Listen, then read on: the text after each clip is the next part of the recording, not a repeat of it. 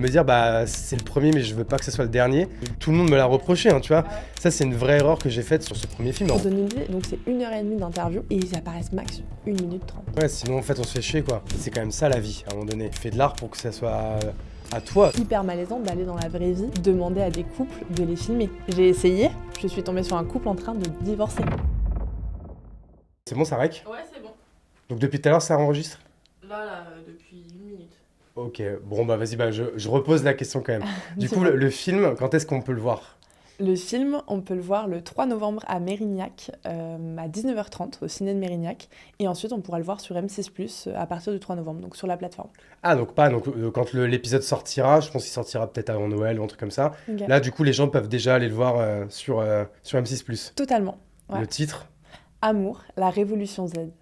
Eh ben écoute, j'adore ce type d'épisode parce qu'en fait, comme je te le disais tout à l'heure en off, pour moi c'est le hack principal quand tu as un podcast, surtout quand tu en fais 2 par semaine comme moi. Ça veut dire que tous les ans, tu as le droit, grâce au podcast, tu as une dérogation pour rencontrer du coup 104 nouvelles personnes.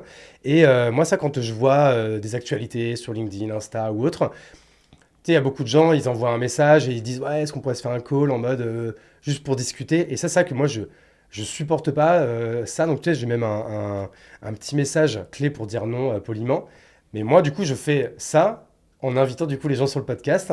Du coup, je ne te connais pas, je ne sais pas qui tu es. Je t'ai juste vu 1 fois, 2 fois, et en général, quand je vois 2 fois et que ça m'interpelle, je me dis bah tiens, je vais l'inviter et on va en parler. Donc, cet épisode de La Chapelle Radio est soutenu par mon nouveau partenaire, Canva. Tu vois, il y a 2 types de créateurs. Il y a ceux qui disent j'ai pas le temps, j'ai pas les outils, je suis pas un designer. Et il y a ceux qui ont ouvert Canva. Canva, c'est un peu comme si tu mettais un DA, un studio, une équipe d'IA et un moodboard Pinterest juste dans ta poche. Tu veux faire un post Insta, une vidéo, un pitch client, un menu de resto ou une pub pour ta marque de tote bag, tu ouvres Canva, tu drag and drop et tu kiffes. Et avec leurs outils boostés à l'IA comme écriture magique ou création en bloc, même ton ordi a l'impression que t'as recruté. Et en bonus, tu peux bosser à plusieurs, en asynchrone, en temps réel. Fini les énormes boucles de mail, les 38 versions différentes ou les « tu peux me renvoyer le bon fichier ?» Tout est là. C'est pas juste un outil, c'est ton nouveau bras droit et il s'appelle Canva. C'est simple, beau, efficace et surtout c'est gratuit. Donc va sur canva.com, essaye toi aussi. Merci beaucoup à Canva de soutenir ce podcast. Et maintenant, place à l'épisode. Est-ce que tu peux te présenter ? Parce qu'encore une fois, mon intro était beaucoup trop longue. Je dis ça à chaque épisode. Au bout du 155e, il faudrait peut-être progresser. Vas-y, je me tais, je te laisse te présenter. Pas de souci. Merci déjà pour l'invitation. Donc moi, c'est Clara Pelletier. J'ai 26 ans et donc je suis la réalisatrice du documentaire Amour, la révolution Z. Et alors du coup, raconte un petit peu, on va remettre le contexte, comment t'en es venu à faire ce documentaire. Et en fait, comme je te le disais aussi tout à l'heure en off, moi j'aime bien mon podcast parce que du coup c'est pareil, je me paye 2 mentorings gratos par semaine. Et comme moi, du coup je sors mon docu là, pareil en décembre, tu seras également invité, c'est le 4 au Grand Rex, c'est le 5 à Bordeaux. Mais je pense que pareil, quand l'épisode sortira, ce sera déjà en ligne sur YouTube, Objectif Mont Blanc. Allez le voir, abonnez-vous, ça fait plaisir. Mais comme moi, pareil, je pense comme toi, de faire ce documentaire, ça a un peu généré une sorte de révolution en moi. Et à me dire, c'est le premier, mais je veux pas que ce soit le dernier. Du coup, ça m'intéresse grave d'avoir ton retour d'expérience. Surtout que toi, en plus, tu as travaillé avec M6 là-dessus, avec d'autres équipes. Donc, tu as sûrement plein d'inputs et plein de feedback à me donner et à nous donner pour celles et ceux que ça intéresse. Eh bien, ravie de pouvoir te partager ça. Et en vrai, j'ai hâte de cette discussion aussi, puisque j'ai aussi des questions sur ton documentaire. Ah mais vas-y, en vrai, ça peut être, on peut le faire à deux. Alors déjà, redonne le contexte. Ouais. Comment t'en arrives à... Je sais pas, c'est une sorte de concours qu'M6 lançait. Comment tu pitches le truc, comment t'as l'idée. Raconte-nous tout. Alors, tout commence en novembre 2024, donc il y a presque 1 an, où je vois littéralement un post Instagram sur le prix de la jeune création M6+. Okay. Et donc le prix de la jeune création M6+, c'est simple, c'est un concours qui s'adresse à des jeunes entre 18 et 30 ans qui sont capables de faire de la vidéo. Et tout ce qui est demandé, c'est de faire un pilote de documentaire sur le thème demandé. Donc le thème de cette année, il était imposé, c'était l'amour et la génération Z. Ah ça, ok. Donc le thème, c'était imposé. Ouais, c'est ça. Par exemple, celui de l'année dernière, c'était le sexisme et les réseaux sociaux. Ok. Donc voilà, à chaque fois, chaque année, c'est un nouveau thème. Et donc quand podcast sortira, il y aura sûrement déjà un nouveau thème en cours. Et donc, j'encourage tous les gens qui nous écoutent à participer si ça les intéresse parce que c'est une chouette opportunité. Ah, de ouf. Puisque ça donne l'opportunité ensuite de créer avec M6, donc avec une équipe M6 et avec un budget donné par M6, un documentaire de 52 minutes sur le sujet. Ok, nice. Donc, tu vois la story, Ouais. tu vas sur le site, je suppose qu'il y a un formulaire, il faut se préinscrire. Et c'est quoi le rendu? Qu'est-ce qu'il faut donner? C'est quoi un pilote de doc? Honnêtement, c'est même pas aussi compliqué. C'est vraiment, ouais, tu vois la story. Effectivement, il y a un site qui explique tout ce que tu dois donner. T'as pas à te préinscrire ni rien. T'as jusqu'au 17 janvier. Donc, je pense que t'as à peu près 3-4 mois pour réaliser ton pilote de documentaire. Moi, j'étais en voyage. Je rentre seulement mi-décembre et je décide de participer vraiment une semaine avant 10 jours avant la deadline. Ok. Donc, on est vraiment sur un truc où je me dis, bah, j'ai dit un petit peu à des potes que j'allais participer. Ok, il faut le faire maintenant. Et donc, il faut produire une vidéo. Un pilote de documentaire, c'est 5 minutes où tu parles de ce que tu veux produire. Donc, seul face cam? Non, ça va vraiment être tu veux une première scène de documentaire. Donc, qu'est-ce que tu imagines dans ton documentaire? Si par exemple, je m'imagine t'interroger, bah, il faut peut-être que je propose une interview. Moi, j'ai proposé des micro-trottoirs. Donc, j'ai été dans Bordeaux, demander aux gens, j'avais prévu 5 questions. Et j'ai interrogé, je sais pas, 5-6 personnes sur c'est quoi l'amour pour toi? Si je te demande de classer amitié, famille, amour romantique, où est-ce que tu le mets? Qu'est-ce que le thème amour et génération Z t'inspire? Et c'était vraiment 5 questions assez simples comme ça, où j'ai été interroger 5 personnes assez différentes dans Bordeaux. Mais des jeunes, quoi. Ouais, de la Ok. génération Z. J'ai aussi interrogé des proches à moi, donc des amis avec lesquels j'ai fait des interviews, je sais pas, une petite demi-heure d'interview où je posais des questions. Et après, l'idée, c'était moi de construire tout ça. J'avais déjà choisi mon angle, c'était la désacralisation de l'amour romantique. Moi, c'était un petit peu, en faisant des recherches, je me suis dit, ok, on donne plus la même place à l'amour dans ma génération, bah, je vais aller poser des questions sur ça. Ok, intéressant. Et j'ai aussi interrogé une coach love, parce que je me disais, bah ok, il me faut un expert. Quel expert est assez facile à aller voir sans, par exemple, j'avais aussi appelé des psys, etc. Mais c'était un peu plus compliqué en termes de calendrier. Et la personne que j'ai réussi à avoir, c'était une coach love, donc pour apporter un petit peu de distance sur le sujet. Et voilà, et c'est ce que j'ai proposé, j'ai proposé une vidéo de 5 minutes où donc il y a des jeunes qui parlent de l'amour, où moi, je me suis mis aussi en scène, donc j'incarne un peu le documentaire, à la YouTube un petit peu, où je fais des face cam, mais aussi on me voit marcher, on me voit regarder la télé, quand je parle par exemple des Disney qui ont un peu façonné notre vision de l'amour. Ok, donc en fait, t'es quand même parti avec pas mal d'images à des rushs et à monter, du coup, pour faire 5 minutes, parce que 5 minutes, ça paraît court, mais c'est également long, en fait. C'est pas anodin, quoi. Non, c'est pas anodin. Et donc, ouais, pendant 10 jours, franchement, j'ai bossé sur le sujet. Et ensuite, tu as donc 5 minutes à faire là-dessus. Et moi, j'ai vraiment fait un teaser. Et je pense que c'est ça qui a été le hack pour ensuite gagner le documentaire. Parce que beaucoup avaient fait 5 minutes de film, en vérité. Et donc, tu avais intro, fin. Ils avaient fait un court-métrage, quoi. Voilà, tu avais une conclusion un petit peu à leur truc. Alors que moi, à la fin, j'ouvre et je dis, en fait, vous allez voir, on va découvrir plein de choses. Venez avec moi, je vous embarque... découvrir la génération Z. Bon. C'est vraiment une suite comme ça. Et avec ça, j'accompagne une feuille, littéralement un A4, de notes d'intention, de comment je vois le documentaire, moi, pourquoi ce sujet m'intéresse, et qu'est-ce que j'ai envie de donner en termes d'image, en termes de rythme. Voilà. Ok, cette vidéo, on peut la voir quelque part ou elle est enterrée secrètement Elle est enterrée plus ou moins, mais non, on peut la voir normalement. Je crois qu'elle est encore disponible sur le site M6. Sur le site M6+. Mais donc cette vidéo, elle t'appartient pas, tu peux pas la mettre sur tes réseaux à toi? Si, mais alors c'est une vidéo dont je ne suis pas du tout fière. Donc Bah il y a justement, c'est aucun pour ça. nom. Bah, c'est justement pour ça qu'il faut la mettre en ligne. Tout à fait. Non, mais c'est vrai que j'y réfléchis, mais pour le coup, quand j'ai rendu la vidéo, moi j'ai vraiment hésité à l'envoyer jusqu'au dernier moment parce que du coup, je viens d'un milieu où dans la communication, je sais ce qu'est une belle vidéo, etc. Et là, je revenais de 1 an sans avoir touché un ordinateur, fallait se remettre au montage. Et donc, je produis quelque chose de lequel je ne suis pas du tout fière. C'est-à-dire, il y a des cuts très sales, je faisais du motion design, là, je te colle des choses vraiment qui apparaissent à l'écran et qui sont ridicules, il n'y a même pas de sound design derrière. Enfin, bref. Si t'es fier de ta vidéo, c'est que tu l'as envoyée trop tard, dans tous les cas. Tout à fait, c'est vrai. Mais du coup, je ne suis pas du tout fière et c'est très drôle d'avoir finalement gagné avec cette vidéo. Je me disais, finalement, elle n'était pas si mal.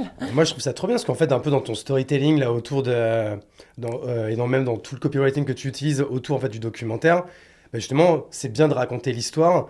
Et en fait, aujourd'hui, les gens, ils aiment tellement l'authenticité, les contenus bruts, et ben montrer, en fait, justement, parce que, tu vois, moi, je me mets à la place de l'audience qui nous écoute, et des plus jeunes, Ouais. qui se diraient, ah ouais, putain, ce que tu viens de raconter, tu vois, ça peut faire peur. Tu sais, tout à l'heure, je te parlais, moi, de mon rapport, moi, avec Instagram, je Ouais. fais que de procrastiner, le fait de faire des reels, de les monter moi-même, d'apprendre à me servir de CapCut, parce que ça me paraît difficile, alors que ça l'est pas. Mais Ouais, ouais. moi, j'ai une valeur perçue de difficulté.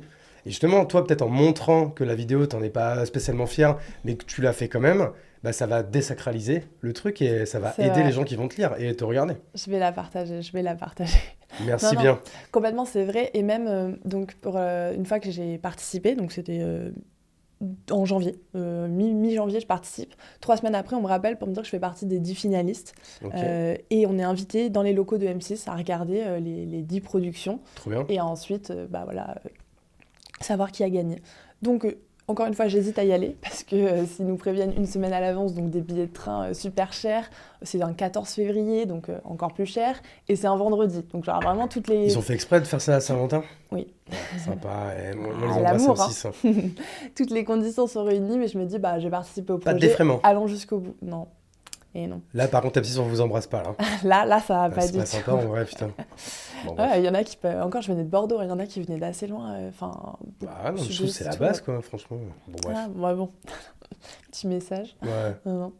Et donc j'arrive là-bas et on regarde les 10 productions. Et honnêtement, en les regardant, je me dis, bah, il y en a 4 qui sont meilleures. En me disant, bah, l'image est léchée. Moi, j'avais aucune colorimétrie, rien. Mes plans, bah, comme j'avais pu chez moi en 10 jours, hein, on va pas se mentir. Et donc, à aucun moment, quand ils annoncent les gagnants, je me dis, j'ai gagné. Même, je vois des trucs hyper produits où on suit les personnes. Enfin, il y avait quelqu'un, moi j'ai tout fait toute seule avec l'aide de mes proches, notamment de mon frère qui m'a accompagnée pour faire les micro-trottoirs et qui m'a un petit peu filmé. Mais des fois, on a filmé à l'iPhone. Hein. C'est vraiment des plans, alors que j'ai une caméra, plus ou moins bien. Et donc, quand on annonce, vraiment, c'est la surprise en me disant, bah, pourquoi moi ? Et je comprends pas. Et en vérité, j'ai compris après que c'était plus dans le fond, vraiment, que ça a été intéressant. Donc même les personnes, j'invite toutes les personnes, même qui sont pas très forts en vidéo, parce qu'au final, quand tu es réalisateur, donc c'est ce que tu gagnes, à être réalisateur du documentaire par la suite, tu as une équipe pour produire, donc tu as une équipe pour faire de la vidéo, tu as une équipe pour faire du montage, tu as quelqu'un également pour t'aider à écrire. Donc en fait, tu as juste besoin d'être à peu près bon et de connaître, d'avoir des notions dans ces domaines-là, mais tu n'as pas du tout besoin d'être expert. Ok, trop cool. Donc là, en fait, là, le 14 février, ils annoncent, c'est le 14 février de cette année, Ouais. 2025, ils annoncent du coup, ok, Clara, c'est toi qui as gagné, quoi. Ouais, ils annoncent Clara Pelletier, grande gagnante. Donc là, on te fait prendre ta petite photo avec Ophélie Meunier. On te prit la grosse caméra pour le 19h45 du soir. Je suis passée de M6 au 19h45 pour annoncer la victoire. Et on t'explique que voilà, tu vas réaliser un documentaire. Donc pendant là, 4 mois et demi, tu as un contrat avec M6 pour produire un 52 minutes. Ok, et donc là, en fait, c'est quoi? C'est un contrat, encore une fois, de réalisatrice, Ouais, mais du coup, c'est eux qui auront la propriété du documentaire. ouais, et ben, franchement, moi je débarque un peu dans ce milieu, donc j'avoue que je pose même pas toutes ces questions. C'est complètement eux qui ont la propriété. Moi je suis la réalisatrice, c'est un forfait en vérité, ils te payent pour réaliser le documentaire, mais ensuite c'est Ok. eux qui ont les droits.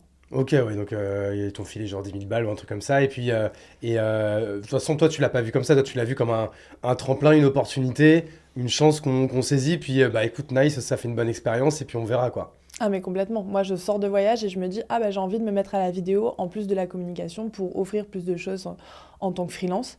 Et là, je me dis, bah, en fait, on me propose clairement de faire de la vidéo, entre guillemets, à un haut niveau, puisque c'est diffusé ensuite sur une chaîne. C'est un documentaire, c'est un 52 minutes, c'est du temps long, et c'est autre chose. Et là, je me dis, bah, ok, je vais pouvoir apprendre de ceux qui font ça, leur métier depuis des années. Donc, c'est une très belle opportunité, Ah, et clairement. puis, en plus, en termes de valeur perçue, encore une fois, tu vois, c'est coproduit avec Ouais, M6. Donc, tout de suite, tu vois, tu sais, ça, en biais psychologique, on appelle ça l'effet de halo. ouais, On dit, bon, bah, Clara Pelletier, elle coproduit un M6. docu avec M6. Du coup, niveau M6, donc niveau audiovisuel ultra professionnel. Donc, ça te met tout de suite sur un pied, un piédestal qui est intéressant, en fait.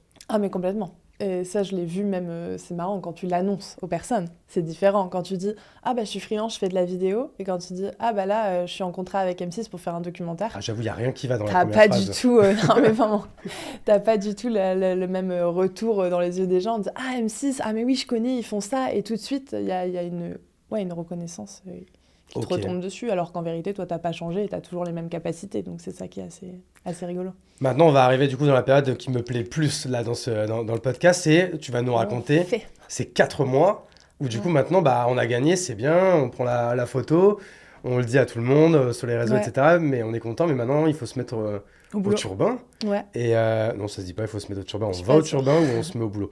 Pardon. Et comment on réalise un documentaire? Donc, ce qui est bien, c'est que tu as déjà la thématique.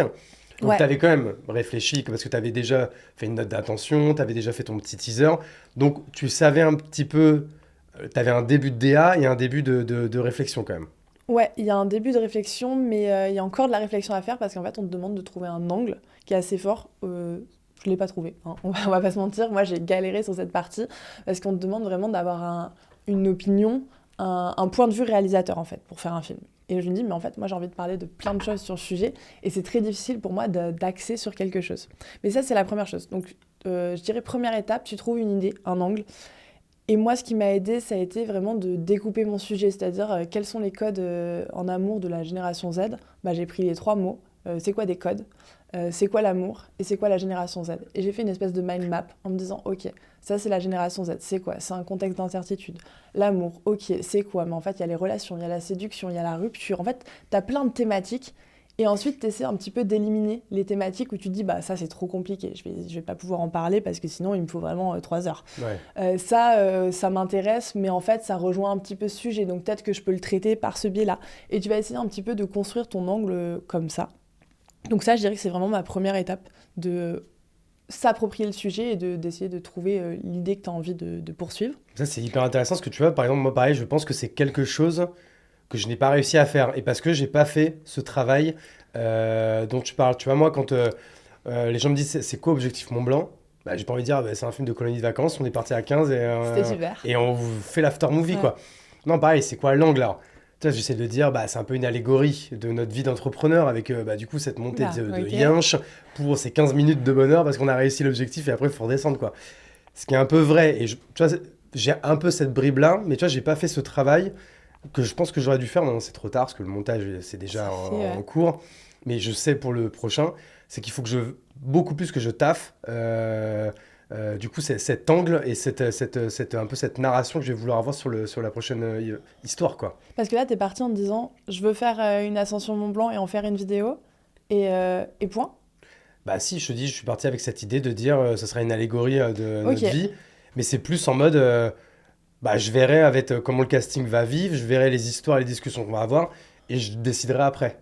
Ok, t'avais pas écrit forcément de dossier ou de vraiment ce que Un tu petit imagines. peu, mais pas assez.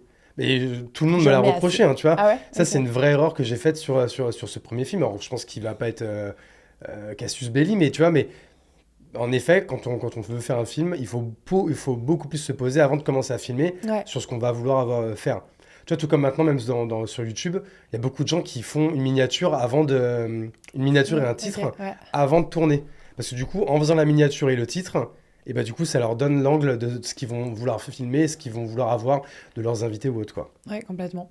Mais je te rejoins, il faut beaucoup réfléchir. Et moi, je l'attendais pas autant. C'est-à-dire qu'on n'a pas filmé avant 2 mois et demi, où tu te poses sur le sujet et tu bosses tous les jours dessus. Donc je te dis, première étape, trouver l'idée. Deuxième étape, la recherche.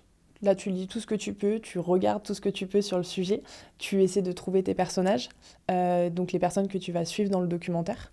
Donc ça aussi, c'est intéressant de se dire, ok, mais comment je trouve des personnages? Il faut qu'il y ait un enjeu, c'est-à-dire qu'il faut que tu le suives dans le documentaire. Ça, c'est quelque chose qu'on m'a énormément répété. Il faut que tes persos aient un enjeu, quoi qu'il arrive, qu'on les suive et qu'on sache pourquoi on les suit.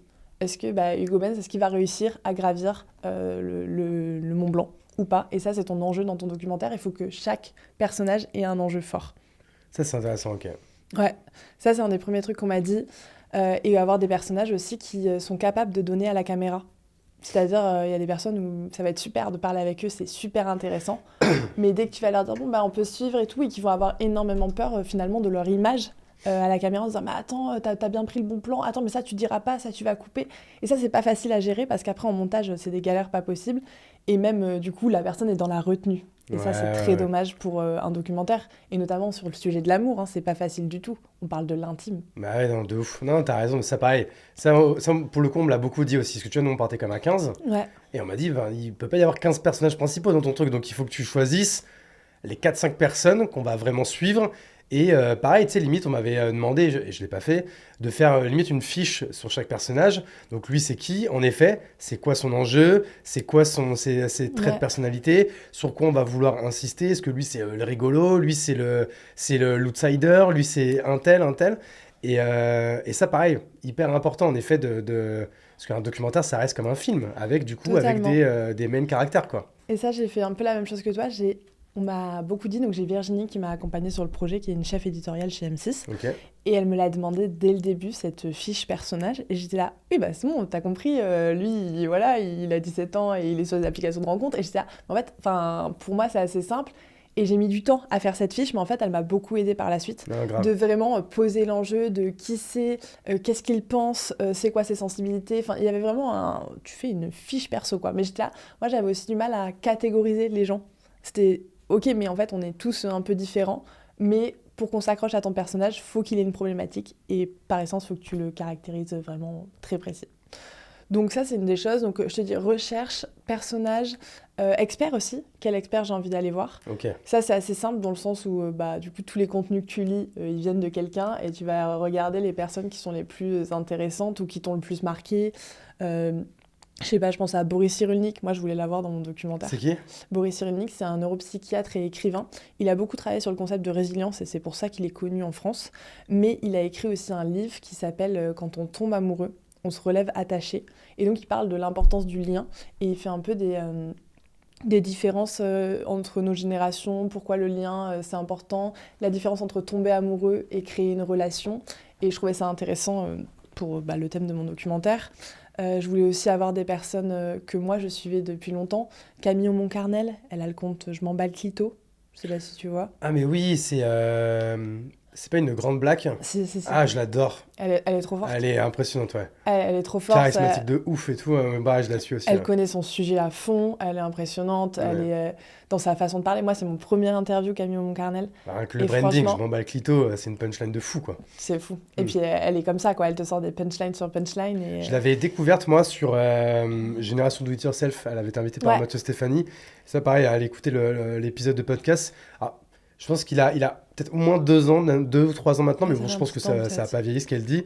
Et meuf de ouf. Ouais, elle est trop forte. Je pensais pas du tout pouvoir l'avoir. Et en fait, avec la cheat card M6, ça Parce que passe. j'allais te dire comment tu l'as reaché, mais du coup, M6, ça a dû t'ouvrir Ouais. des portes quand même. Ouais, complètement. Bah, tu contactes les gens, tu trouves leur Instagram, tu essaies de trouver une adresse mail. Et en fait, après, tu te dis, bon, voilà, je réalise un documentaire avec M6. Dans l'objet M6, documentaire avec bien M6, c'est sûr. bon, ouais. Non, Au sûrement, moins, sûrement. tu vas être lu. Voilà, tu te dis, bon, ils vont peut-être l'ouvrir. Ouais. Non, mais ça a été un cheat code. Et du coup, pour avoir des personnes ultra intéressantes, parce que là, Camille Moncarnel, mais Boris Cyrulnik aussi, c'est une pointe dans son domaine. Le gars est hyper pertinent. Franchement, j'ai plein de personnes. Amy Story, je sais pas si tu vois. Tu sais que je l'adore. C'est vrai. Je rêve qu'elle vienne dans le podcast. Elle est trop forte. Elle aussi. me répond pas. Non. Tu me mettras en contact? Ouais, bien sûr. Tu Mais, rigoles. mais je pense, en fait, franchement, je pense qu'elle est sympa et tout. Hein, donc, je pense pas qu'en Ouais. fait, elle me ghost. C'est juste, je pense qu'elle reçoit trop de messages ou c'est plus elle qui gère les trucs business et tout. Ouais, elle a une agent aussi, mais j'avais pas tant galéré. Bon, faudra voir, mais oui, avec ça plaisir. va, ok. Moi, je suis nul, ok. Non, franchement, elle est trop chouette. Et Mais aussi- franchement, j'adore ses contenus et franchement, tu vois, c'est tellement dur, moi, je trouve, ce qu'elle fait et elle le fait tellement bien que franchement, moi, je suis impressionné quoi, par son taf. Quoi. Ouais. Donc, c'est Amy Story, donc c'est une créatrice de contenu principalement sur YouTube, mais Ouais. bon, elle est également sur Insta, Ouais, TikTok. beaucoup sur YouTube, mais effectivement. Mais en c'est fait, elle fait des vidéos enquête, quoi. C'est limite pour moi, c'est une journaliste, quoi. Ouais, clairement. Et sa particularité, c'est sur les réseaux sociaux. Elle part toujours d'un contenu, d'une tendance réseaux sociaux pour parler finalement de faits qui nous touchent et de faits d'actualité. Ah, Et mais c'est super intéressant. il te la fallait de ouf pour Et- ton docu. Totalement. Et là où je la trouve trop forte, moi, c'est qu'elle apporte toujours de la nuance dans ses contenus. C'est-à-dire qu'il n'y a jamais un blanc ou noir. C'est OK, c'est en train de se passer ça. pourquoi c'est en train de se passer, qu'est-ce que ça dit de notre génération. Et pour ça, je la voulais absolument dans le documentaire. Déjà, là, les 3 guests là, que t'as eu, là, tous... c'est ouf. Là. Et là où j'ai fait un peu l'erreur, c'est que j'en ai trop pris. Parce que, comme tu dis, ils sont incroyables. Ils sont tous trop forts. Et moi, j'ai fait après 1h30 d'interview avec chacun. Donc, c'est-à-dire que tu as de la matière pour fermer un film. Et attends, cette matière, elle énorme. appartient à qui? À M6. Eh oui. Parce que j'allais dire, les interviews, là, t'as fait des épisodes de podcast. Ils voudront pas, tu penses? Non. Ah, c'est dommage. Je pense pas. Mais moi, j'aimerais bien leur proposer de faire une série. Il y a trop de sujets qu'on n'a pas abordés dans le documentaire. Parce que t'imagines, regarde, tu vois, moi, je sais que si je faisais un docu comme ça, en effet, tu vois, par exemple, je l'ai fait pour Le Mont Blanc, tu vois, les 15 personnages, je les ai également eus en podcast comme ça. Comme ça, ça fait 15 autres contenus. Avant ou après la Je création l'ai fait après, Ok. pour avoir leur ressenti post-monté. Et comme ça, déjà, ça fait 15 contenus supplémentaires. Donc, ça fait 15 contenus qui vont pouvoir vendre le main content qui est le documentaire. Et en fait, qui font des contenus supplémentaires. Donc, moi, dans mon cas, en plus, il fallait que je les fasse. Il me fallait des sponsors. Encore plus, ça fait des contenus supplémentaires à proposer en co-brand aux sponsors. Et toi, là, des gens comme ça, en 1h30 d'interview, c'est de leur embarque, quoi. Ça fait partie de mes plus grosses frustrations. Donc, tu vois, ça, il faudrait que tu fasses ça pour le prochain. Ah, mais bien sûr, mais même là, pour la diffusion, je me suis dit, ok, est-ce que je peux utiliser ça pour parler de l'avant-première, pour parler du documentaire? Parce qu'il y a tout intérêt à envoyer plein de gens sur M6+, regarder le Et documentaire. pourquoi ils veulent pas? Parce que c'est les droits d'M6, parce que je pense que c'est le problème de tout gros groupe, de chacun se renvoie la balle, personne ne sait vraiment, faut poser des questions, de droit, mais voilà, j'ai pas trop de réponse à pourquoi non, mais je sais que c'est non. Mais tu penses que si tu creuses, il y a forcément quelque chose à faire, parce que si tu leur expliques que c'est leur intérêt, toi tu crées une chaîne YouTube qui porte le nom de ton documentaire, et en fait tous les contenus additionnels, en fait ramènent vers M6, donc en fait c'est leur intérêt, quoi. Tu vois, ils peuvent même mettre dans le titre et tout, quoi. Ouais, mais je pense honnêtement que c'est très compliqué. Ok. J'ai déjà essayé de pousser un petit peu en disant, est-ce que je peux utiliser ça, même pour faire de la com, juste des bouts de vidéo pour en parler, parce qu'en fait c'est ça que t'as envie. Juste des reels, en fait, quoi, tu lances des punchlines qu'il y a eu en documentaire, tu te dis, bah ouais, en fait j'ai envie de savoir la suite de cette discussion, je vais aller voir le doc. Et ça, on m'a un peu dit non. Après, j'aimerais bien, du coup, ok, si on ne peut pas sortir d'M6, pourquoi pas faire d'autres contenus pour M6+, et aller chercher cette matière, parce que je me dis, il y a trop de sujets que mes invités m'ont donné. Pour donner une idée, donc c'est 1h30 d'interview, et ils apparaissent max 1 minute 30. Ouais, bah oui, c'est ça en fait. Horrible. C'est toujours ça. J'avais envie de pleurer, moi. Mais c'est pour ça que là, tu me dis, tu vois, t'as été 1h30 avec. Alors, du coup, comment elle s'appelle la nana qui a fait Je m'en bats le clito? Camille Aumont-Carnel.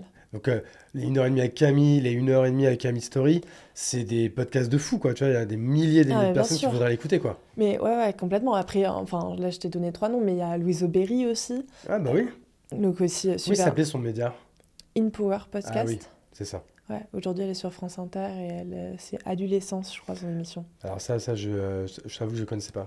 Ouais, j'ai Capucine Coudrier aussi. Ah, je connais pas. C'est un peu plus sur des contenus un peu plus engagés, féministes. Ok. Et un peu moins connue, mais hyper pertinente aussi sur vraiment hyper engagée sur les questions de féminisme, de féminicide. Elle va décrypter l'actualité d'un point de vue féministe. Ok. Donc c'était aussi intéressant.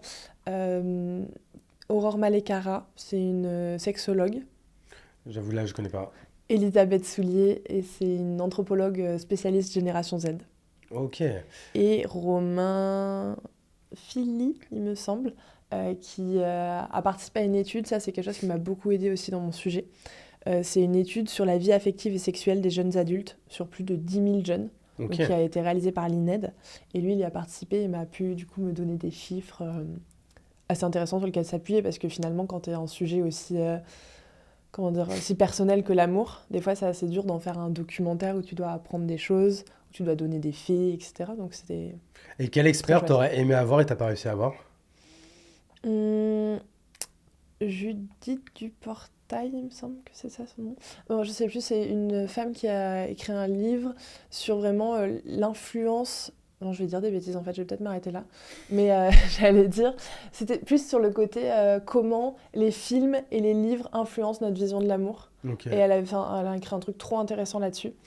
Et je me dis, j'aurais bien aimé la voir, mais je crois que je me suis mal pris ou je sais pas, je n'ai jamais réussi à avoir de réponse. Et honnêtement, Non, j'ai eu assez Tous ceux que tout tu le voulais, tu les casting as eu, que ouais. je voulais, ouais. Ok, Ouais, trop bien. ouais, ça, Donc là, il y a tout ce travail quand même donc, de recherche totalement. et d'interview qui prend quand même du temps. Ouais. Maintenant, je suppose qu'il faut passer à la partie plutôt, encore une fois, un peu en mode micro-trottoir où tu vas suivre des personnages. On n'est pas encore là. On n'en est pas encore là. Non. Ok, vas-y, je te laisse reprendre le fil. On est à l'idée. Ensuite, c'est les recherches. Donc, tu vas chercher tes persos, tu vas chercher tes experts, tu vas chercher toutes les connaissances sur le sujet et des lieux aussi qui t'intéressent, etc. Et ensuite, tu vas écrire ton dossier CNC. Le dossier CNC, ça permet d'avoir des fonds pour créer un documentaire. C'est le Centre national cinéma et Ouais, images mais il animées. paraît que ça prend des années pour qu'ils répondent et qu'ils te filent des budgets, non? Alors, effectivement, ça prend un certain temps, c'est-à-dire qu'on a eu la réponse à la fin du doc, on l'a eu là cet été, alors qu'on a commencé du coup en mars. Après, on a envoyé le dossier, il me semble, en mai ou en juin. Donc finalement, ça a pris 4 mois ou quelque chose comme ça. Ok. Ils ont filé combien? Je crois que, franchement, je vais peut-être dire des bêtises, mais je crois que c'est 20 000, je sais pas. Non, Pas mal, franchement, quand même. j'ai Dis ça. peur de dire des bêtises. Bon, de toute façon, Je c'est pas voudrais pour pas toi, c'était m'avancer. pour M6. Oui, dans tous les cas, ça change Mais c'est pas. quand même à toi de le faire. Il paraît que c'est hyper chiant à remplir. Eh bien, c'est chiant, oui et non, dans le sens où ça te permet d'avoir un super cadre après, justement, quand tu vas aller au montage, quand tu vas aller au tournage. En fait, tu as écrit déjà tout ce que tu veux. C'est-à-dire que dans le dossier CNC, tu écris une note d'auteur. Pourquoi ce sujet? Pourquoi moi avec ce sujet? Et quel est ton lien un peu personnel avec le thème? Enfin, c'est vraiment assez perso, mais en même temps, il faut qu'on entende que ça soit ancré dans la société. Et pourquoi on a besoin de faire un documentaire sur ce sujet. Donc c'est Ok. vraiment ça, la première partie. La note de réalisateur ensuite, où là t'écris comment tu vois le film. Ok, mais quelle image j'ai envie d'avoir? Est-ce que c'est des plans serrés? Est-ce que c'est des plans larges? Est-ce que la musique ça va être rythmé? Est-ce que ça va être plutôt doux? Est-ce que j'ai envie d'avoir des images de nature? Est-ce que j'ai envie d'avoir des tons chauds? Est-ce que j'ai envie d'avoir des tons froids? On sait vraiment comment tu imagines la réalisation euh, sur la musique, sur l'image, et aussi où tu vas décrire tes persos. Donc tu vas écrire, bah là j'ai envie d'interroger cette personne pour telle raison, nanana. Donc c'est vraiment une note de réalisation de comment tu imagines que tu vas réaliser le documentaire. Et ensuite, troisième chose, qui est peut-être le plus long, c'est le synopsis. Et là tu écris tout de A à Z sur comment tu vois ton documentaire. Et ça c'est assez dur. Limite, c'est quoi? T'écris les dialogues? Mais dans les dialogues, tu peux pas les connaître Non, à mais l'avance. j'écris, Hugo Pence va me parler de ses débuts, de pourquoi il a voulu faire le projet. Il m'explique que c'était un rêve d'enfant, nanana. Et t'écris vraiment, et tu supposes en fait. Tu supposes ce qui Ok, va se passer. intéressant. Et ça, c'est pas facile. Après, normalement, t'as déjà fait des pré-entretiens avec les personnes que tu as choisies.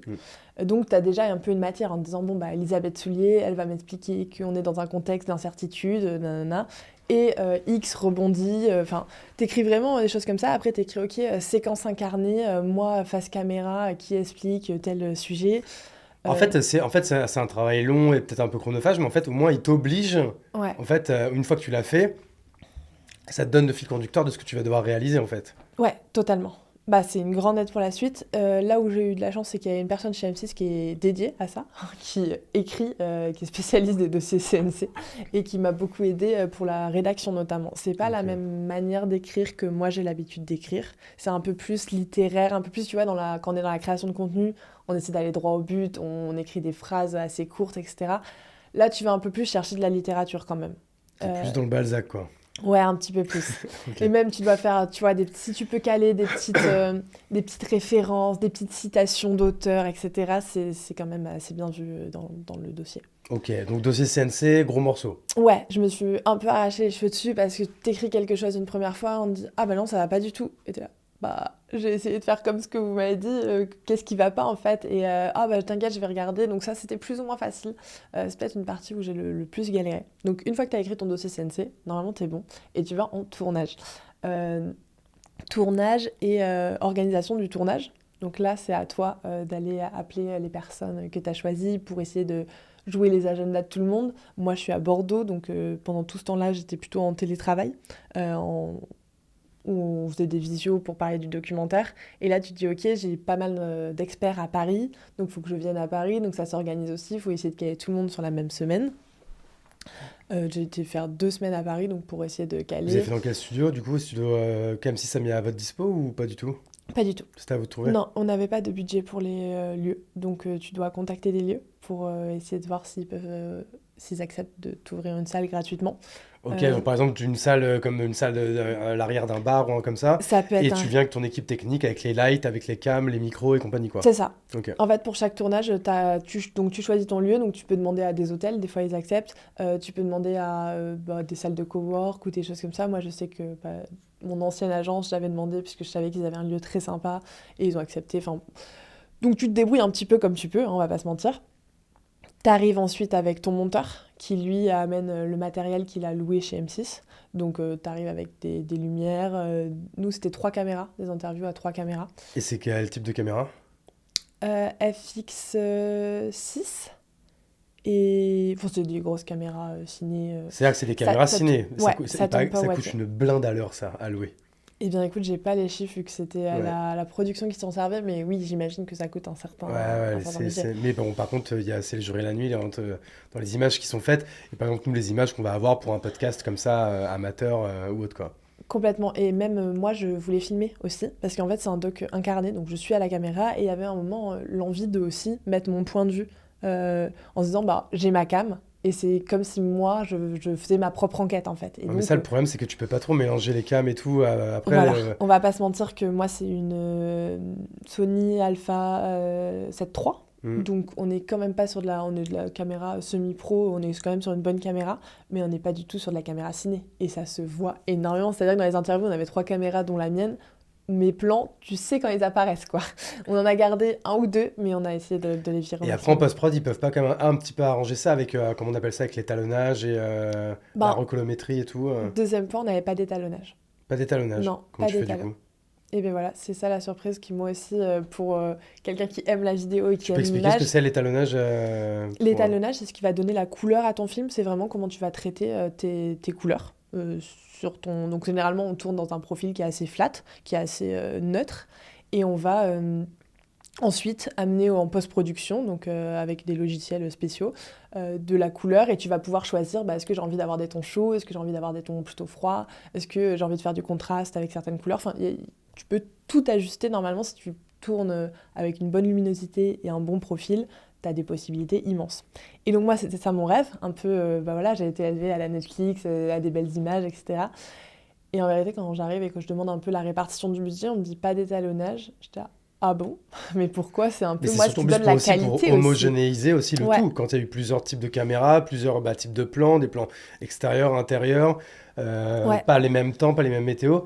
L'étalonnage aussi, je crois que c'est un peu pour Ouais, homogénéiser complètement. le tout, quoi. Ouais, complètement. C'est ce qui va donner, c'est ce qui va faire que tu regardes un film et tu as l'impression que c'est toujours les mêmes images en vérité.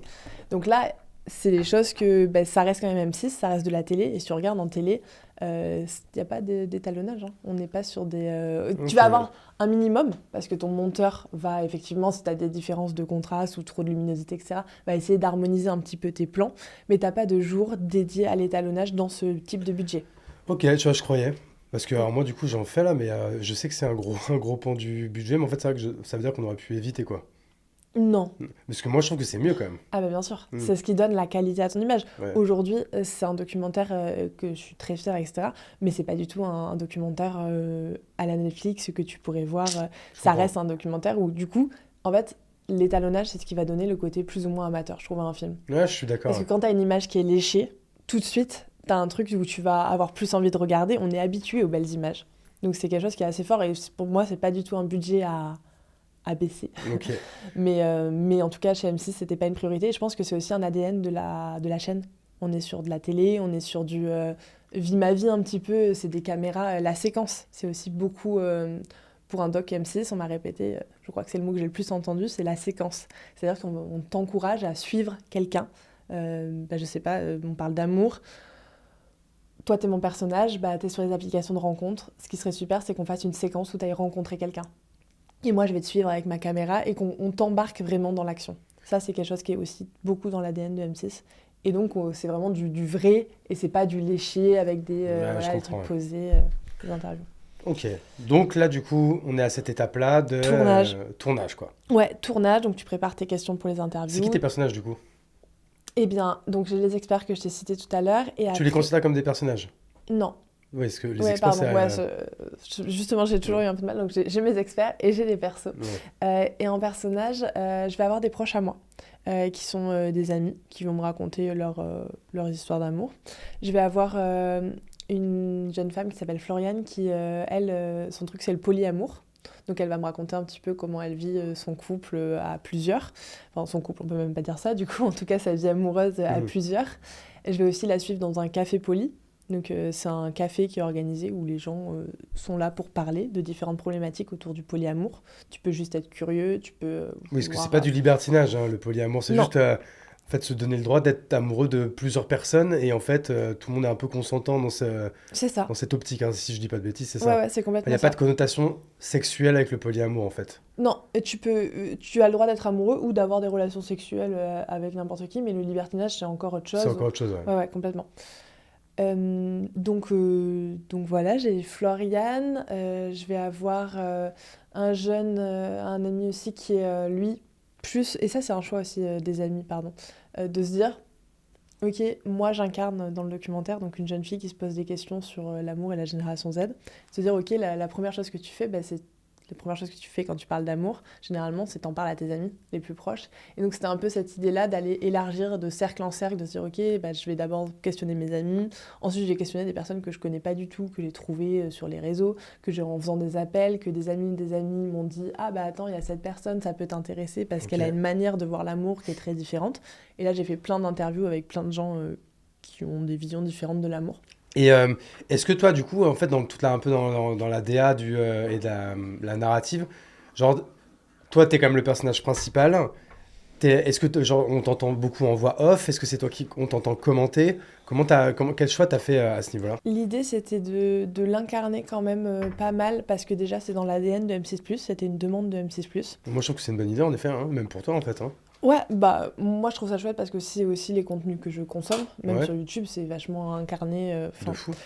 C'est intéressant. Et je voulais quand même pas prendre la parole trop, dans le sens où je voulais laisser la parole à mes personnages, à mes experts, et je suis déjà assez frustrée d'avoir dû les couper. Mais l'idée, c'est quand même d'emmener d'emmener dans ma réflexion. Donc forcément, il y a quand même pas mal de voix off et de face cam.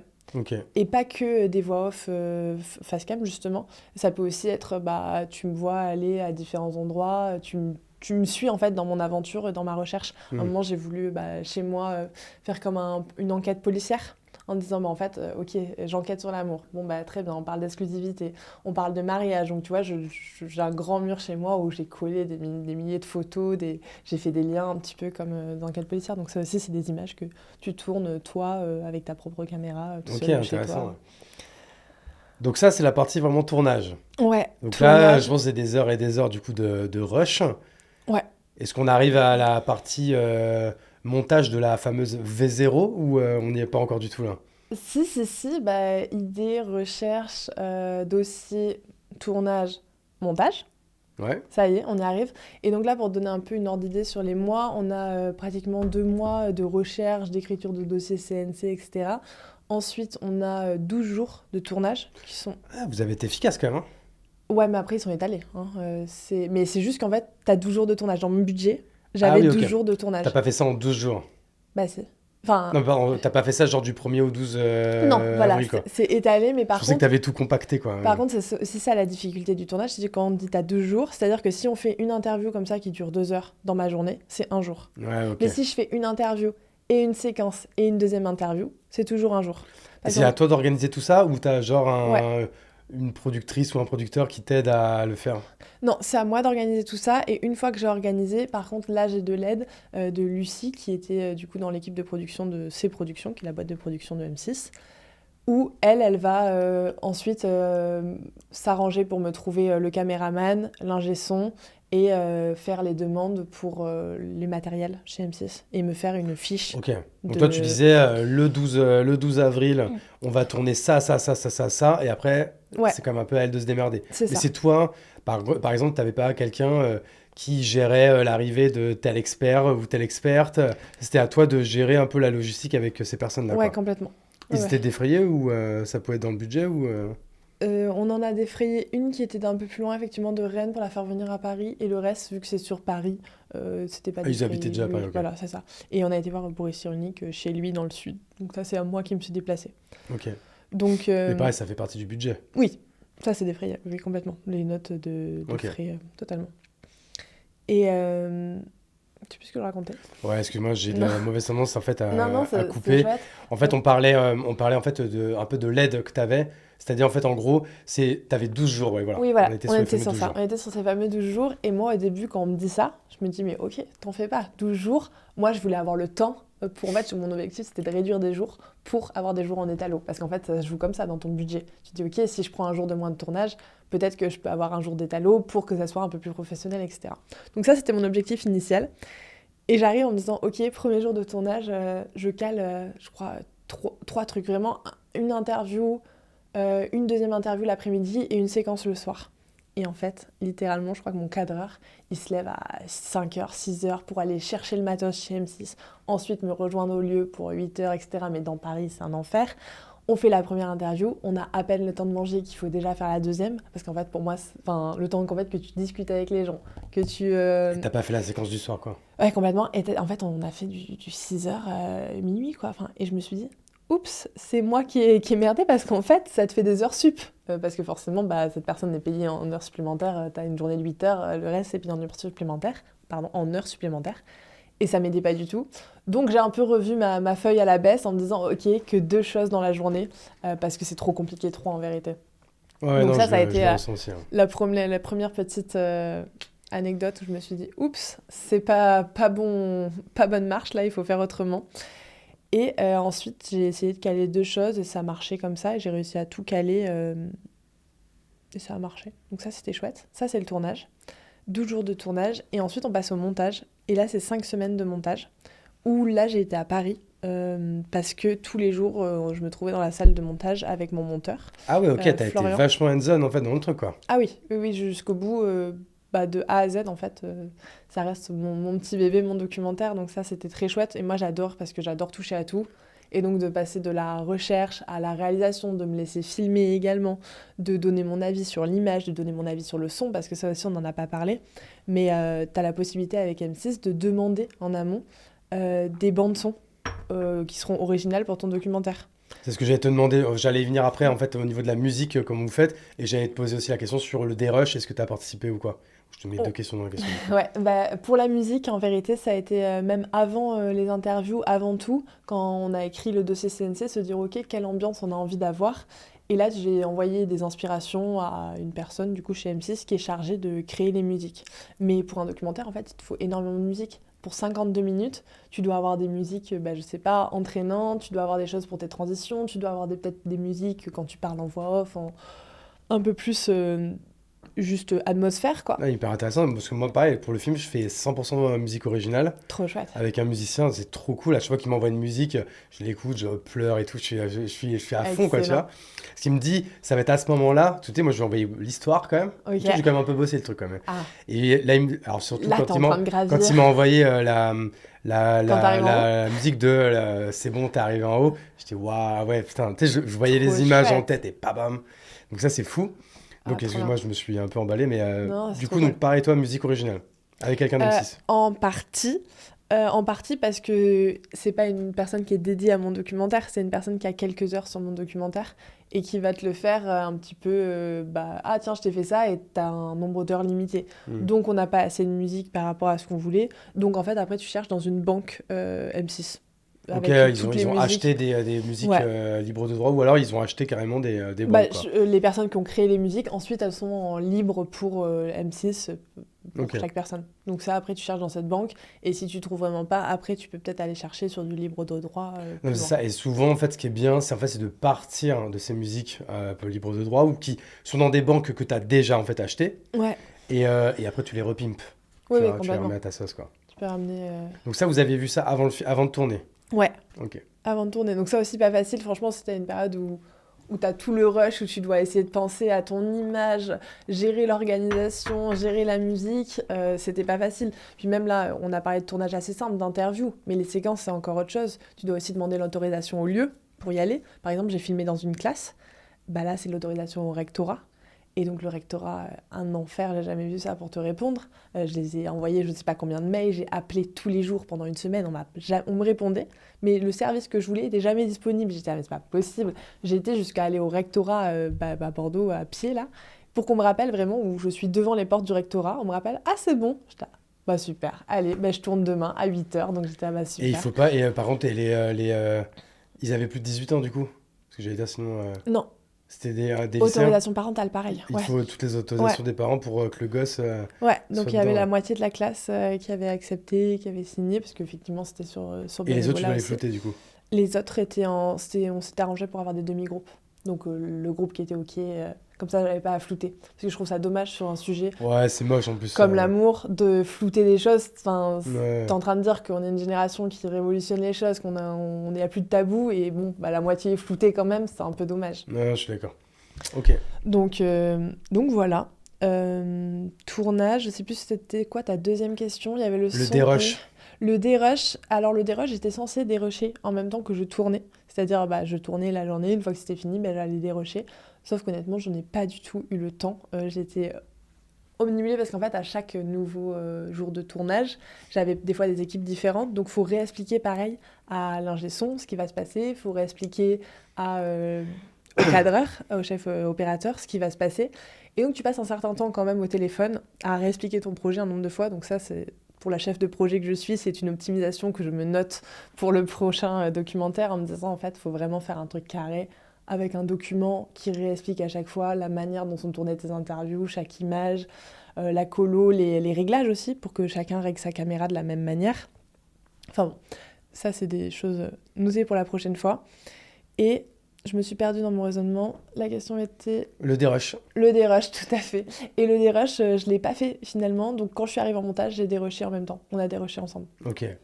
Et ça prend un certain temps Et alors, aussi. ça pareil, alors, on va peut-être pas après rentrer autant dans le détail, mais pour que les gens en fait se rendent compte, c'est que en fait tu fais tes tournages et tu te retrouves avec des heures et des heures Ah ouais. de Moi, j'ai plus de 2 contenu. téras. Ouais. Et surtout, en fait, en plusieurs fichiers. Tu vois, ce que tu vas... si là, je te filme toi, on arrête, après, je te refilme, c'est 2 fichiers différents. Donc, en fait, il faut se regarder les fichiers et, en fait, se redire, tel fichier, il y a ça. Et des fois, en fait, dans un fichier, tu vas utiliser l'image pour, par exemple, l'interview, mais tu vas peut-être le remettre en début ou en fin de film. Enfin, du coup, c'est un enfer. Ouais, mais ça, tu fais ça dans ton logiciel de montage. C'est-à-dire que tu prends tous tes fichiers, tu les mets tous sur ta timeline et tu vas regarder, tu vas mettre des marqueurs. Ok, Des ça, marqueurs c'est de intéressant. couleurs, etc. Ouais, complètement. Ça, c'est intéressant. Ok. Et c'est comme ça que tu vas finir par dérocher. Et tu sais, l'avantage, c'est que comme j'étais aussi sur tous les tournages, je sais ce qui s'est passé et je me dis, ok, là, je sais qu'elle a dit ça. Toutes tes interviews, tu les as dérochées avec l'IA aussi avant. Ouais, faut s'en souvenir, c'est vrai. Mais toutes tes interviews, tu les as dérochées avec l'IA avant. Donc déjà, ça t'aide pour la partie interview. Et ensuite, pour tout ce qui est image comment dire ça, qui n'est pas interview, soit de séquences... Comment on appelle ça, des plans de coupe ou des plans un peu contemplatifs, en fait. Exactement, merci. Pour tout ce qui est plans de coupe... Nous, pareil, on avait une couleur pour le contemplatif. Donc, en plus, nous, les moments, tous les trucs de drone, ou les moments, en fait, où on filme vraiment la montagne. Et ça, du coup, c'est bien, des fois, en fait, d'avoir, par exemple, la personne qui parle et qui finit de parler, mais tu vois, là, je suis plus sur toi, et là, on voit une image de montagne, enfin, ou de... Ouais, complètement. En tout cas, mais tu as énormément besoin de plans contemplatifs, et moi, j'imaginais pas autant. Quand tu parles d'amour et Génération Z, en fait, quand tu as une interview même, tu peux pas laisser, je crois que c'est pas plus de 20 secondes, la personne parler sans changer l'image. Ouais, sinon, en fait, on se fait chier, quoi. Tu te fais chier. Ouais. Oui, c'est par exemple, en fait, ça va être un plan sur toi, et après, ça peut être... on continue de t'entendre si parler, mais par exemple, après, ça peut être un gros... tu vois quelqu'un ou même un gros plan sur toi, où tu es juste en train de lire un livre ou quoi, mais il faut que ça change, de plan, quoi. Ouais, complètement. Ça, on le voit dans les vidéos. Bon, aujourd'hui, dans les Reels, même, ça le fait. Même sur YouTube, tu vois, mais tu regardes des trucs, les vidéos de Squeezie, tu regardes genre l'imposteur, je crois que les plans, il n'y a pas un plan qui dure plus de 2 secondes, quoi. C'est fou, comme c'est monté de ouf, quoi. Ah, mais c'est hyper rythmé et tu as besoin de ça. Et aujourd'hui, en plus, ton œil est habitué à ça. Donc, tu en as besoin encore plus dans le documentaire, surtout que toi, même quand c'est un temps long. Ouais, complètement, c'est les jeunes. Donc ça, c'est... Ouais, le dérush, c'est une longue partie. Je pense qu'on a vraiment mis 1-2 semaines à dérusher. Hein. Donc déjà, ça te prend un certain temps parce que tu as énormément de matière. On va pas se mentir. Et ensuite, montage... V0. V0... Eh bien... Vous avez fait ça, en fait, en gros, la V0, c'est vraiment le montage un peu brut, un peu... où moi, on respecte un peu la ligne conductrice et ça donne, en fait, une première ligne chronologique, on va dire, quoi. Ouais, complètement. Tu poses un peu tous tes plans rapidement en disant, ok, grosso modo, je veux qu'elle dise ça, et donc là, c'est des cuts assez sales, etc. Donc, tu essaies déjà de voir dans ton arc narratif si ça va. Et moi, la chance, c'est qu'on était 2, donc j'avais un monteur et moi. Et donc après, moi, l'idée, c'est d'écrire. Parce que les transitions, faut que j'écrive ma voix off, etc. Donc Ouais. en fait, c'était un peu en parallèle. Et lui, une fois qu'on avait posé 2-3 trucs en se disant, ok, ça marche bien comme ça, lui, il travaillait pour faire des cuts plus propres, effectivement, changer, mettre des plans de coupe, enfin, tout le travail de montage.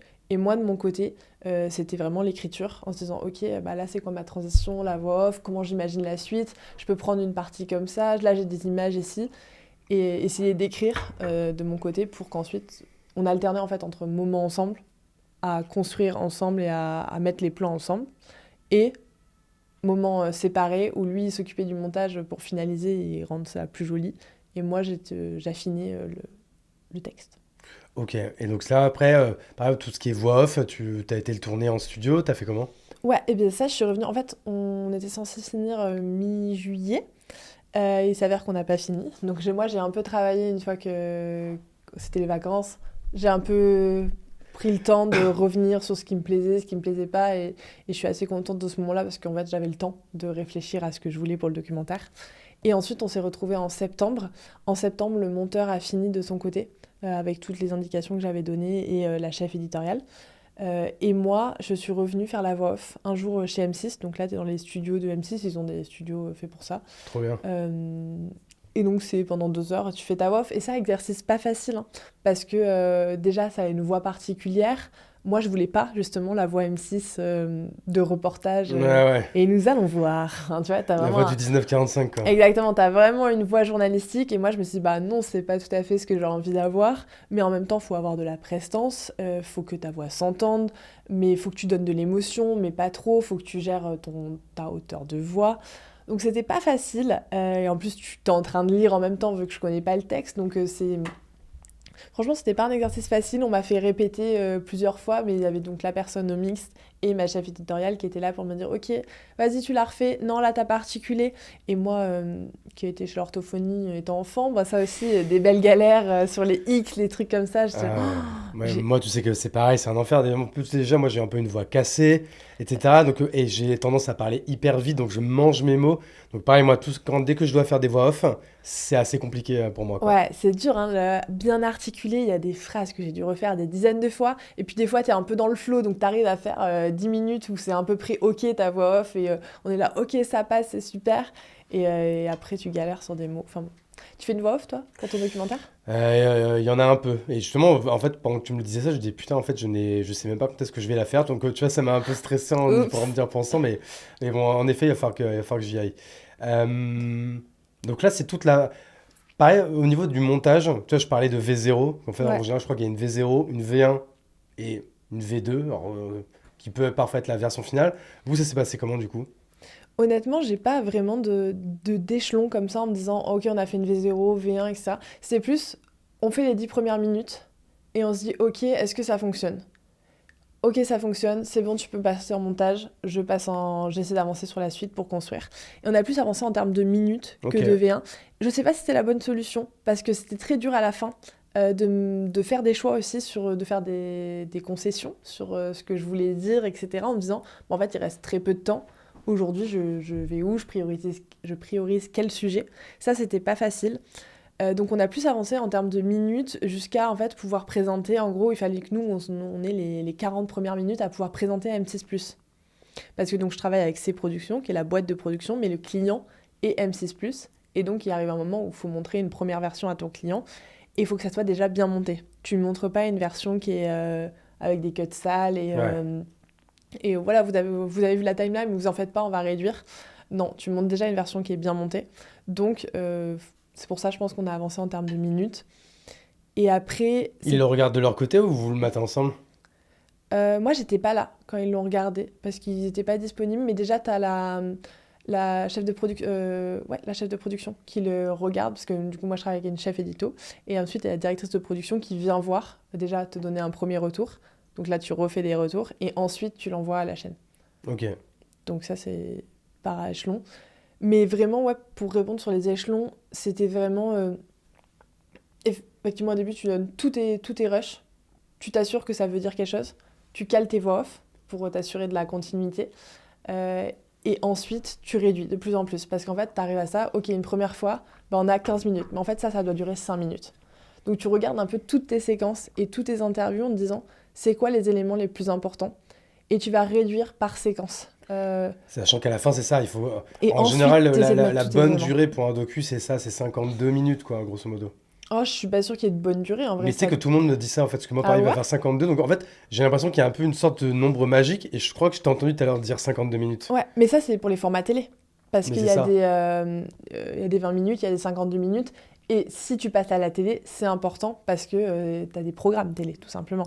C'est pour ça qu'il y a des durées. Moi, au début, on me disait, ouais, tu vas faire un 52. J'étais là, comment ça, un 52? J'avais pas les termes, mais effectivement, Mhm. c'est un documentaire de 52 minutes parce que c'est du jargon télé.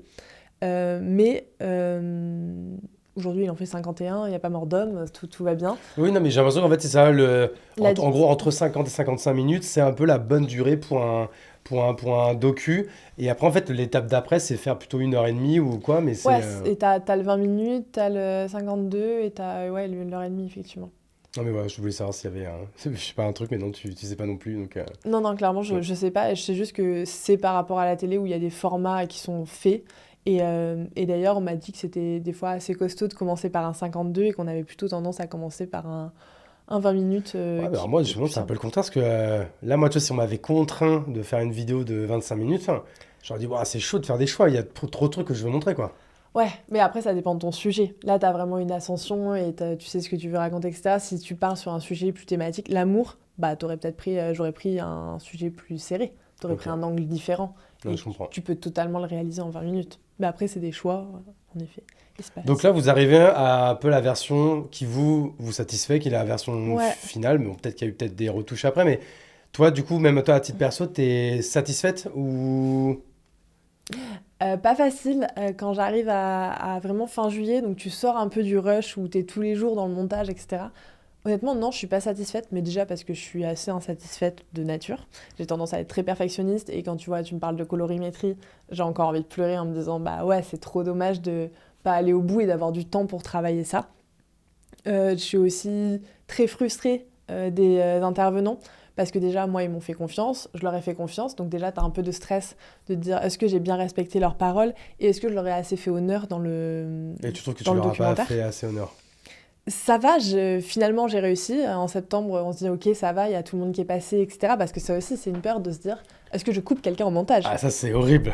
Ouais, et j'ai dû couper. De base, je me suis intéressée au Coach Love aussi, parce que je me suis dit, enfin, de plus en plus, on a des contenus là-dessus sur les Ah réseaux ouais? sociaux. Putain, moi, je vois pas ça, hein. Bah, moi, en intéressant à l'amour, Ouais, j'en ouais, pouvais plus. Là, mon algorithme est fichu, j'ai que ça. ouais. Et il y a énormément, et notamment pour les hommes, sur les applications de rencontre, de coaching. Ouais, et ça, du coup, bah, je crois que j'ai déjà vu une vidéo sur YouTube là-dessus. Ouais, et en plus, il y a pas mal, enfin, il y a pas mal d'arnaqueurs parce qu'en fait, du coup, leur fonds de commerce, c'est un peu la détresse amoureuse, en fait. Les Ouais, gens qui arrivent pas à draguer, qui arrivent pas, complètement. et ils leur font payer des fortunes pour leur apprendre à draguer sur Tinder et tout. C'est un peu malaisant quand même. Ça, toi, t'en as parlé ou tu Eh t'en... bien, je voulais en parler parce que je trouve que les applications de rencontre, c'est quand même un sujet dans notre génération. C'est un peu un Et sujet à la Mystery, ça, tu vois. ouais, ah bah complètement, complètement. Mais en même temps, je voulais pas parler que de ça parce qu'on a tendance à dire, à nous catégoriser. Genre, génération Z, ah bah oui, ils sont tous sur les applications, ils sont derrière leurs écrans, ils savent pas faire autre chose. Et ça, je voulais en sortir, donc je voulais pas du tout que mon sujet soit totalement centré là-dessus. Mais je voulais quand même l'aborder vu que c'est un sujet de notre génération. Et en l'occurrence, j'ai dû virer parce que j'ai été jusqu'à aller à un coaching séduction homme en présentiel, etc. Donc j'ai rencontré ces hommes, on a parlé et tout, pourquoi vous voulez aller là, etc. Mais c'était pas tout à fait ma tranche d'âge, c'était un peu au-dessus. Euh, Ouais, je pense que les gens qui font ça, c'est plutôt, il y avait des jeunes, hein. plutôt les gens de mon âge, en fait, plutôt les gens qui ont 35 ans, Ouais, etc., en fait, non? et bien il y avait quand même des jeunes. Donc j'aurais pu prendre un perso en disant, bah en fait, c'est quand même une réalité de ma génération, vu qu'il y en a. Mais la grande majorité était quand même Ouais, donc c'est pas d'une trop le génération. sujet, t'étais un peu... C'est ça. Et du coup, j'ai dû cutter alors que j'avais quand même fait des plans, j'avais fait des interviews, j'avais pris du temps à ces gens-là. Et je me suis dit, oh, mais c'est horrible, je déteste faire ça, de prendre le temps des gens. Mais encore une fois, c'est un choix. Et t'as pas le choix. On m'a clairement dit, bah t'as 52 minutes, t'en fais quoi? Et ça rentrait Ah, mais pas. c'est pour Tu ça le vois que dans c'est l'histoire. dommage, tout ce contenu, en fait, t'aurais pu en faire plein d'épisodes, quoi. Ah, mais là, il y a une source de contenu qui est énorme. Ça, tu as regardé une question un peu parallèle. Est-ce que du coup, toi, donc là, sans spoiler, on voit bien que tu en parles avec des étoiles dans les yeux, que tu as envie d'en faire d'autres. Ouais. Est-ce que par exemple, avec du recul, si on te donnait le budget, si tu le trouvais, est-ce que tu penses que ce documentaire-là, il n'avait pas plutôt sa place dans une série documentaire? Par exemple, en 4 épisodes de 20 minutes, tu vois, je vais dire une bêtise. Si, complètement. La série, en fait, ça m'est venu au milieu, en se disant, au montage, j'étais là, mais en fait, on aurait tellement dû le tourner en série, parce qu'en plus, c'est totalement de notre génération, et de se dire, en fait, c'est des micro-questions auxquelles tu réponds à chaque fois. C'est quoi l'amour? Comment on fait pour relier indépendance et besoin quand même de la personne? Ouais. Est-ce qu'on peut aujourd'hui avoir un couple égalitaire? En fait, tu as plein de micro-problématiques comme ça, que je trouve ultra intéressantes, et que finalement, sur une vidéo de 15 minutes, t'aurais pu traiter. Mais ça, je n'abandonne pas la possibilité. Et j'attends un petit peu la diffusion de M6+, pour voir déjà si c'est un sujet qui intéresse.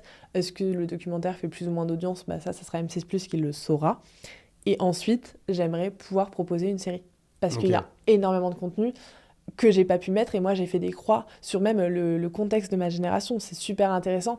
Et je l'ai contextualisé en se disant, bah ok, dans mon intro, j'en parle de la crise économique, aujourd'hui, on est aussi face à plein de divorces. Enfin, c'est pas du tout le même schéma, le contexte dans lequel on est par rapport aux générations précédentes.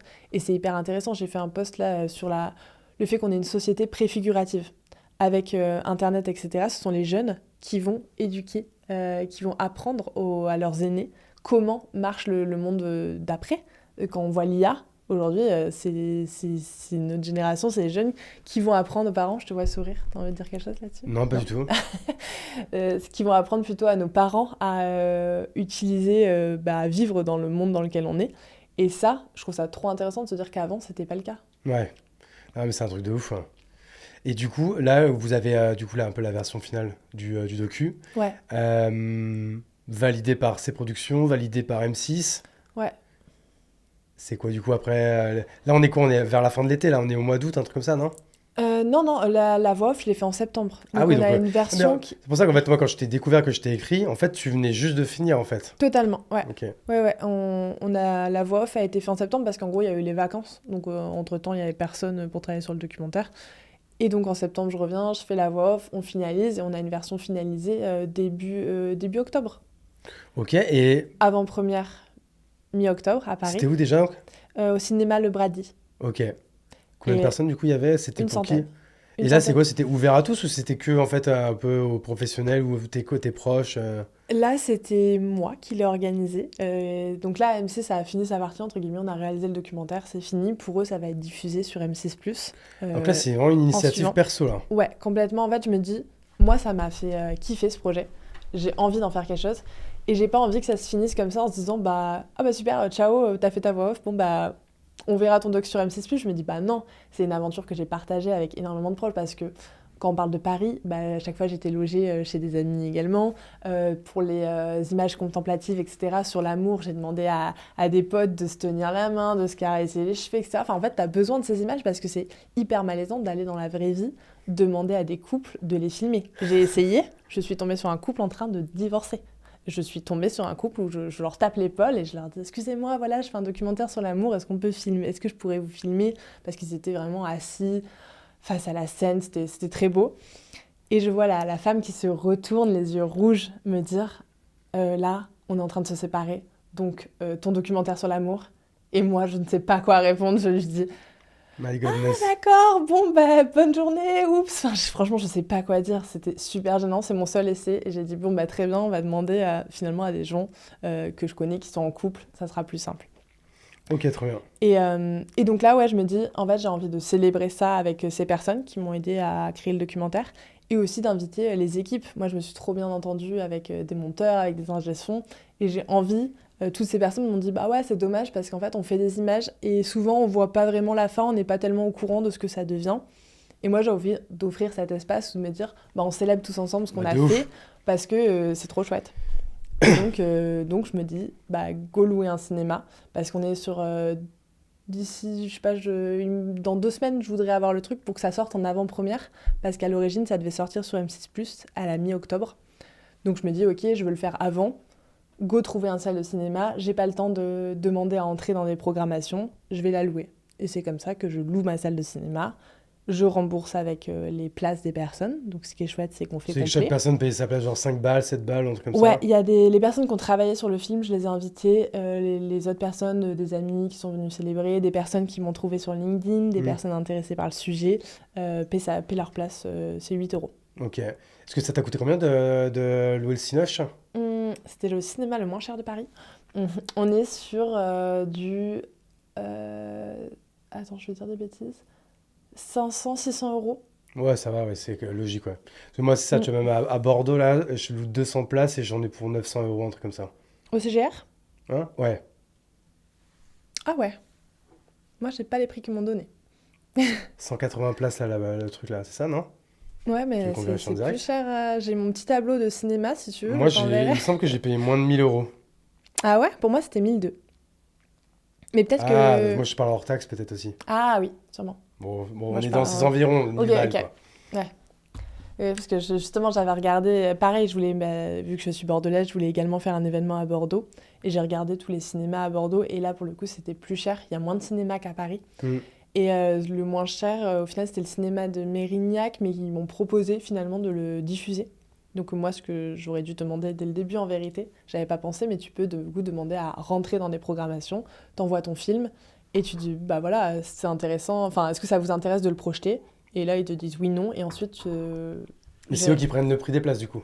50-50. Ah, sympa, ok. Ouais, Ah, tu vois, je et savais pas apparemment, qu'on pouvait. ça se fait... Bah, moi non plus, alors que... On saura pour les prochains, hein. Bah oui, oui, et en vérité, ça, Parce que moi, j'ai apparemment, payé ça de se ma fait poche, en beaucoup. fait, je sais même pas si je vais faire... Je pense que je vais faire payer la place. Mais bon, enfin, en fait, je vais inviter tellement de monde que, en fait, je vais pas avoir beaucoup de... Ouais, de de- rentrer, ouais, Parce que, tu vois, moi, du coup, à Paris, j'ai fait au Grand Rex, là, pour le coup, ça coûte une tonnasse. Ouais. Moi, j'ai Combien? rêvé d'un jour de faire un docu, t'es même dans leur grande salle. Genre, elle coûte 30 000 euros, un truc comme ça, tu vois. Ah ouais, quand même. C'est ultra cher, quoi. Et ouais, je pense que tu peux demander à être dans la programmation.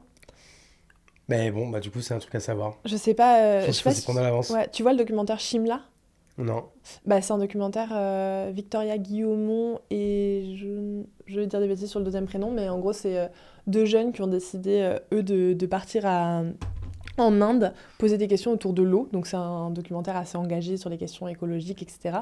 Et ils documentent un petit peu toute leur traversée et tous les questionnements qui les suivent. Et ils sont passés au Grand Rex. Et à mon avis, enfin, je sais pas, mais je pense ça a été sur de la programmation. Non, Après, bah, je voudrais écoute, pas m'avancer. faudrait mais- que je leur demande. Donc, quand on va arriver vers la fin du coup du podcast, Ouais. parce qu'après le timing va être un peu serré. Moi là, peut-être l'une des dernières questions que je voulais te poser, c'est donc on voit bien que ça t'a trop fait kiffer ce projet. C'est quoi la suite, hein? Comment tu le vois? Et en fait, bah, c'est un peu en fait quel est aussi le business model, tu vois, un peu de ça. Parce que là, on va pas se mentir, tu as pris un billet, mais par rapport à tout ce que tu as travaillé, ça les vaut pas. Et c'est pas avec ça que tu peux vivre. Et surtout que c'est quasiment un full-time. Et donc, du coup, tu peux pas trop faire des missions à côté. Donc, toi, en 2026, est-ce que tu as déjà des projets? Qu'est-ce que tu comptes faire? Eh bien, c'est la question du moment, c'est ce que je me pose. J'ai envie de continuer à faire du documentaire. Et le business model, je me le pose. De toute façon, il n'y a pas 36 solutions. Moi, je suis arrivée à 3 solutions. La première, c'est les boîtes de production. Donc, tu rentres dans une boîte de production. Tu peux proposer tes sujets. Donc, tu as de la chance si c'est accepté. S'ils arrivent à le vendre à des chaînes, tu peux travailler sur les sujets sur lesquels tu as envie de travailler. Là, cette solution, elle est ambitieuse, quoi. Enfin, bon, vas-y, je te laisse la 2 et la 3, mais à mon avis, je vais plutôt aller sur la 2 et la 3. Pourquoi tu trouves ça ambitieux?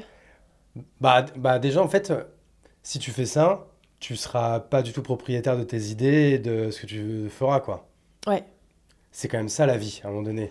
Tu fais de l'art pour que ça soit à toi, tu le fais partager aux gens, Ouais. mais c'est ta propriété. L'avantage de cette solution, c'est que je reste débutante dans ce milieu de réalisatrice. Et Combien vont faire un deuxième documentaire? Je pense que la plupart, ils en font 0, et après, ils en font 1, et c'est tout, quoi, tu vois. c'est vrai, c'est une façon de le voir. Moi, je me dis, j'ai envie quand même d'apprendre. En fait, ce que j'aime, la sécurité de la boîte de production, c'est que c'est des gens qui ont l'habitude de le faire et que tu apprends des codes. Tu vois, de me dire, OK, chaque chaîne a différents codes. Et Mais tu peux les prendre en prestataire. Ça, je te dis pas qu'il faut le faire toi-même. Au contraire, il faut s'entourer de gens dont c'est le métier. ouais, Mais moi, je préfère les payer plutôt que ce soit à eux, en fait. ça dépend. Voilà. Moi, t'as du budget, j'en ai pas. Bah, c'est pour ça. Du coup, il faut trouver des sponsors ou ou alors des plateformes qui te préachètent le contenu. Voilà. Et bien, donc première solution, c'est boîte de production parce que quand même, ça offre une certaine sécurité et un...